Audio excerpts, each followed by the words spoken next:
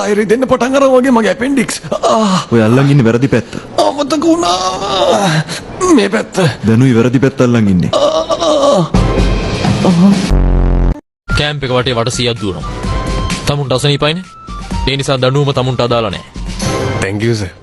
Saline එක ඉවරුනහම වට 200ක් දුවනවා. සේලයින් එක ඉවරයි. මම මෙලත් එක දුවනවා. අනේ මෙහෙම මොඩෙක්. ඕක කියවන්න එපා මම මෙතන මොනව කරයිද දන්නේ නැහැ. ඇයි මගේ තුරුයිසින් අල්ලන්නද? ඔළුව හොදලා නැහැ. ඔය මොකද්ද කරන්නේ? ඔයා කුකුලගේ අස්සට ඔය සෝස් බෝතලේ මූඩිය දැම්මේ මොකටද? මං හිතුවේ රටේ ඉඳි කියලා. ඌව දාලා කන්නේ කොහමද? තම්බමු. ඈ?